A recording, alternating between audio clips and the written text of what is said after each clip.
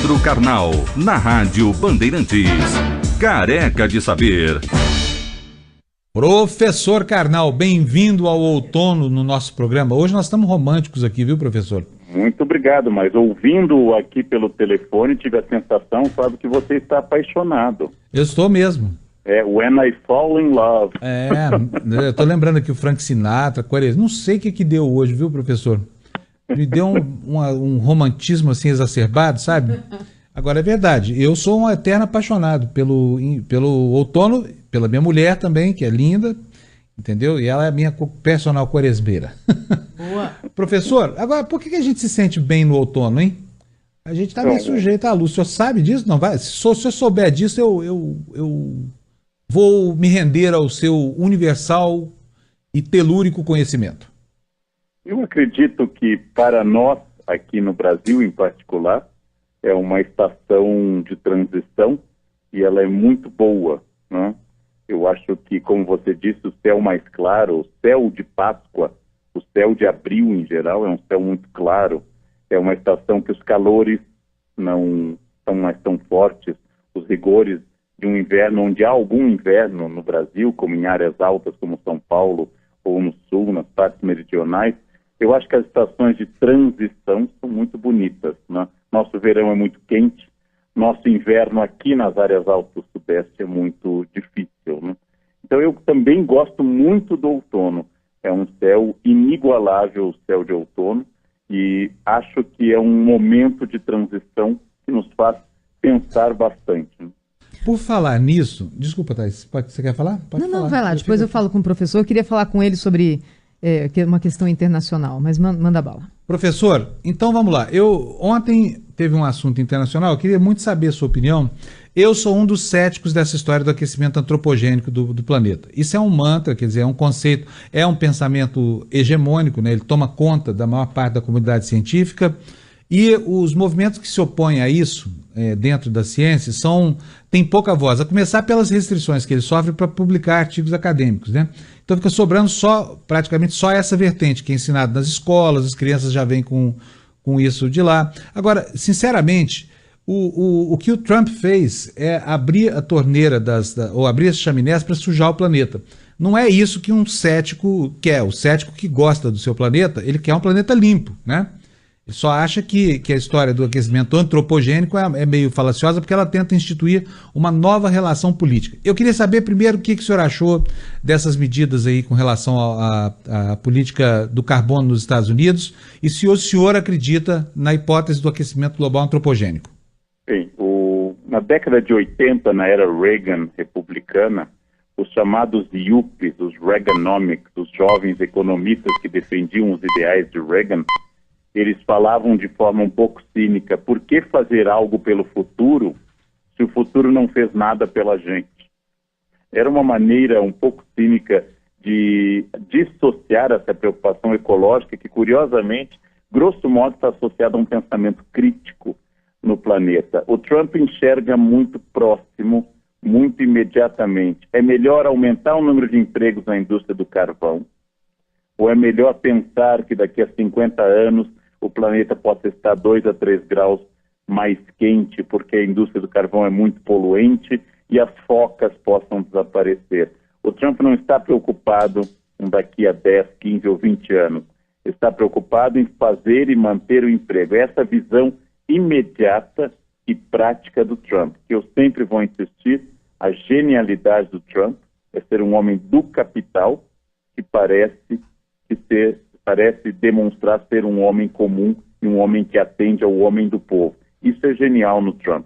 Ele é um representante do grande capital, é um multimilionário, é um homem que representa os interesses do capitalismo concentrado nesse momento nos Estados Unidos, mas transmite essa ideia que a preocupação dele é a preocupação com um homem simples, com um homem comum, com um minerador, por exemplo. Isso é genial, né? Professor, falando sobre outro assunto internacional que está hoje em destaque, hoje formalizada a carta de desvinculação do Reino Unido em relação à União Europeia, né? Que visão histórica que o senhor tem em relação a esse processo que está chegando agora no seu ápice, professor? O Reino Unido, os 4 países das Ilhas Britânicas que formam essa unidade do Reino Unido, especialmente a Inglaterra, dentro dos 4 países, o maior e mais rico dos 4, eles tiveram uma relação um pouco tumultuada. A primeira vez foram barrados por um veto da França, a segunda vez entraram na década de 70, porém fizeram um plebiscito, foi apertado. Esse esplêndido isolamento das Ilhas Britânicas, a expressão é histórica, esse esplêndido isolamento que os libertou de Napoleão ou da invasão de Hitler, ele é sempre muito preservado pelo espírito britânico. Só que nós temos dentro do Reino Unido posições diferentes. A Escócia propõe agora um novo plebiscito, porque a Escócia votou maciçamente para permanecer na União Europeia. A Escócia é menos povoada, a Escócia votou para a adesão à União Europeia. E como ela tem parlamento próprio, a Escócia pensa nesse afastamento. Este reino está unido em torno de uma monarca relativamente popular, que é Elizabeth, mas há mais elisabetanos hoje nas Ilhas Britânicas do que, de fato, monarquistas. Então, nós temos uma emersão cíclica, pendular e repetitiva do nacionalismo em história.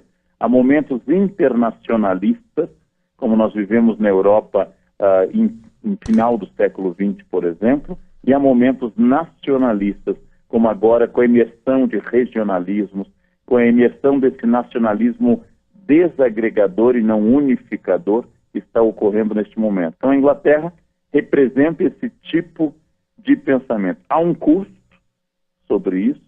A União Europeia teve muitos benefícios e alguns problemas. Há um custo e este custo vai começar a ser pago. Como nós já comentamos aqui, o dramático é que o grosso do eleitorado que votou pelo afastamento da Europa é um eleitorado mais velho que não vai ver o resultado da sua votação, porque os jovens maciçamente votaram pela permanência na União Europeia.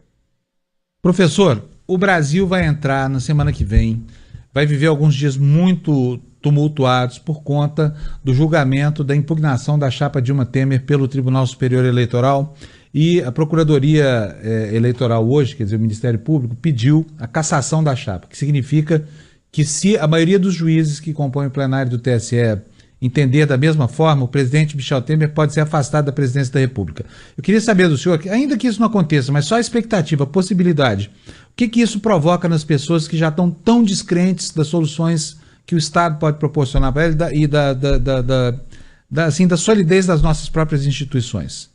Do ponto de vista estritamente técnico, é muito difícil conceber que uma chapa registrada em conjunto, que uma chapa que fazia campanha junto, pessoas esquecem, é Dilma Temer, que essa chapa possa ser julgada separadamente e uma parte ser julgada como ilícita e a outra parte ser julgada como legal. Do ponto de vista estritamente técnico, a decisão de condenar a chapa em conjunto e, no caso da condenação, afastar o representante atual da chapa, que é Temer, ela é tecnicamente correta. Mas nós estamos provocando, com a nossa instabilidade política, nós estamos provocando instabilidade econômica. Apesar das duas se retroalimentarem, nesse momento a economia dá passos tímidos de recuperação e a política continua um caos. Então, do ponto de vista técnico, provavelmente a cassação da chapa seja uma afirmativa correta, mas do ponto de vista estritamente da nossa estabilidade, de conseguir realizar essa passagem para algo que vai iniciar, possivelmente, o início de um processo de cicatrização das cisões, que são as eleições que nós teremos para presidente vão marcar, apesar da polarização, o início de uma relegitimação do pacto político, mas ainda vai se arrastar muito esse debate.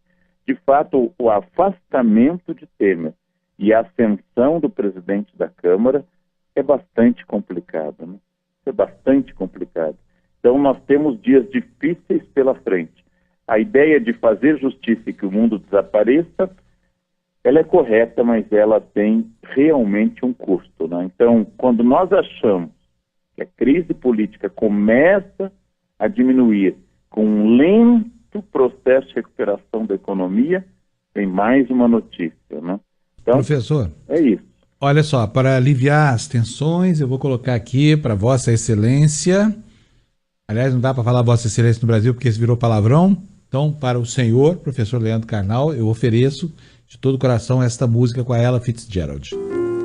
Autumn in New York, why does it seem so inviting? É bonito, né? Porque é tão convidativo esse outono em Nova York, né? Até aqui é convidativo, hein, Thaís? It spells the É thrill. lindo, e a arte acho que vai ter esse poder opiáceo sobre nós, né? A boa música, a boa pintura, a boa literatura vão virar o nosso refúgio, quase que se nós fôssemos uma ilha em meio ao caos, né? E agora continuamos nesse problema. Eu tenho aqui uma outra versão da mesma música, com Frank Sinatra. Autumn in New York. Why does it seem so inviting? Tá muito bom, né? Não. Falhando, né? Tudo bem. Recomendo para vocês. Valeu a intenção, Fábio. Professor, Ainda que o outono em Nova York vai ser lá por setembro, outubro, de fato, onde tem os bordos, o gênero Acer, Maple Tree, a árvore do xarope, onde tem a borda e plata no outono, é sempre muito bonito, né? Especialmente lindo. a Nova Inglaterra e o centro-norte dos Estados Unidos ou o norte da Europa. As árvores assumindo colorações que vão do vermelho até o ocre são muito bonitas. Realmente, é uma estação. Agora, com essas músicas, está definitivamente comprovado, tá? Você está apaixonado. o senhor tem razão. Pela dona Daniela Lessa Panunzio. Sim. Professor, Repita obrigado. isso todos os dias, que o processo de convencimento vai se completar. Professor, um abraço. Muito obrigado, Um viu? grande abraço para vocês. Até sexta. Um bom fim de tarde de outono. Para nós, um beijo, Pra nós. professor.